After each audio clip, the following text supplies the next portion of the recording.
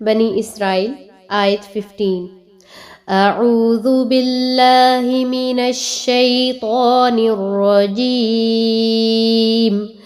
من اهتدى فإنما يهتدي لنفسه ومن ضل فإنما يضل عليها ولا تزر وازرة وزر أخرى وما كنا معذبين حتى نبعث رسولا۔ من جو اہتدا ہدایت پائے، فإنما تو بے شک یہتدی وہ ہدایت پاتا ہے، لنفسہ اپنے ہی نفس کے لیے، ومن اور جو ضل گمراہ ہوا بھٹکا، فإنما تو بے شک یضل وہ بھٹکتا ہے، علیہا اپنے ہی خلاف، ولا اور نہ تزر بوجھ اٹھائے گی، وازرۃ کوئی بوجھ اٹھانے والی، وزر بوجھ، اخری دوسری کا، وما اور نہیں، کننا ہیں ہم، معذبین عذاب دینے والے، حتیٰ یہاں تک کہ نبعث ہم بھیجیں رسولاً کوئی رسول۔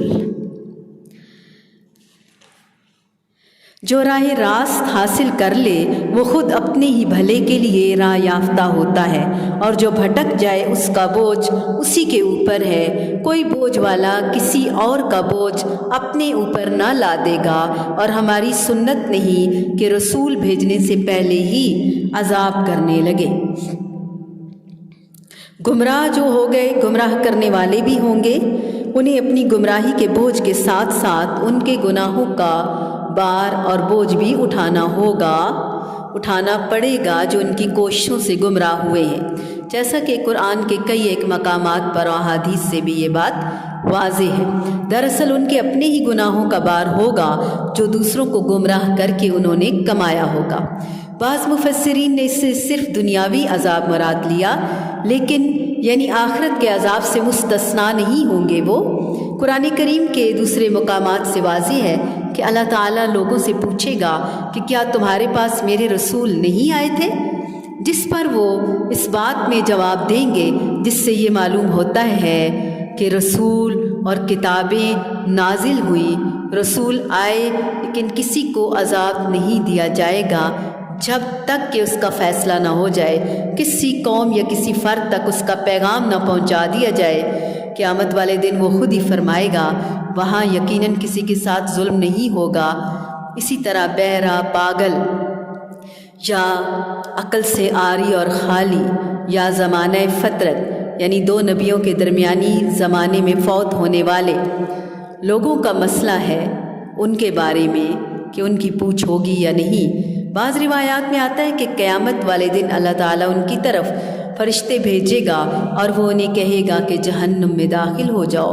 اگر وہ اللہ تعالیٰ کے اس حکم کو مان کر جہنم میں داخل ہو جائیں گے تو اللہ تعالیٰ ان کی جہنم کو ان کے لیے گل و گلزار بنا دے گا۔ سبحان اللہ! لیکن اتنی جرت اور ہمت کون کرے، اتنا توکل کون کرے؟ اللہ کروائے گا انشاءاللہ، اللہ کی توفیق سے ہی ہوگا جن کے اندر خیر ہوگی۔ بصورت دیگر انہیں گھسیٹ کر جہنم میں پھینک دیا جائے گا۔ چھوٹے بچوں کے بارے میں بھی اختلاف ہے کہ مسلمانوں کے بچے تو جنت میں ہی جائیں گے، البتہ کفار اور مشرکین کے بچوں کے بارے میں اختلاف ہے۔ جنت میں جانے کا اور جہنم کے جانے کا کوئی قائل ہے ان کے بارے میں؟ امام ابن کثیر نے کہا کہ میدان محشر میں ان کا امتحان لیا جائے گا۔ جو اللہ کے حکم کی اطاعت کرے گا وہ جنت میں، اور جو نافرمانی کرے گا جہنم میں جائے گا۔ امام ابن کثیر نے اسی قول کو ترجیح دی اور کہا کہ اس سے متضاد روایات میں بھی تطبیق ہو جاتی ہے۔ بہرحال صحیح بخاری کی روایت سے معلوم ہوتا ہے کہ مشرکین کے بچے بھی جنت میں ہی جائیں گے۔ کو انفسکم و اہلیکم نارا، اپنے آپ کو اور اپنے گھر والوں کو آگ سے بچاؤ۔ نبی کریم صلی اللہ علیہ وآلہ وسلم نے فرمایا، کلکم راع و کلکم مسئول عن رعیتہ، رعیت کے بارے میں۔ رعیتی ہی، تم میں سے ہر شخص ایک حکمران ہے اور اس سے اس کی رعایت، اس کی رعیت کے بارے میں سوال کیا جائے گا۔ تو جب یہ معمول اور طریقہ نہ ہو تو وہ ام المومنین حضرت عائشہ نے فرمایا وَلَا تَزِرُ وَازِرَةٌ وِزْرَ أُخْرَىٰ، اور کوئی بوجھ اٹھانے والا کسی دوسرے کا بوجھ نہیں اٹھائے گا، یعنی اسے عذاب نہیں ہوگا اور وہ اس فرمان الہی کی طرح ہوگا۔ وَإِن تَدْعُ مِثْقَالَ ذَرَّةٍ حِمْلِهَا لَا يُحْمَلُ مِنْهُ شَيْءٌ، اور اگر کوئی بوجھ سے لدی ہوئی جان اپنے بوجھ کی طرح بلائے گی تو اس میں سے کچھ بھی نہ اٹھایا جائے گا۔ کتنی مشکل اقوال، کتنا مشکل منظر، کتنے مشکل الفاظ ہم سے ادا نہیں ہو رہے اور وہاں بھگتنے پڑیں گے، جواب دہ ہونا پڑے گا۔ وَمَا كُنَّا مُعَذِّبِينَ حَتَّى نَبْعَثَ رَسُولًا، جب تک اللہ تعالیٰ رسولوں کے ذریعے ہم تک بات نہیں پہنچا لیتے، کسی بھی قوم کو پکڑتے نہیں ہیں اللہ تعالیٰ، عذاب نہیں دیتے۔ جو کوئی راہ راست اختیار کرے اس کی راست روی اس کے لیے اپنے لیے ہی مفید ہے، اور جو گمراہ ہو جائے اس کی گمراہی کا وبال اسی پر ہے، اسے خود بھگتنا پڑے گا، کسی اور کو نہیں۔ وَلَا تَزِرُ وَازِرَةٌ وِزْرَ أُخْرَىٰ، کوئی بوجھ اٹھانے والا دوسرے کا بوجھ نہیں اٹھائے گا، کوئی ہمارے اعمال کی ذمہ داری نہیں لے گا۔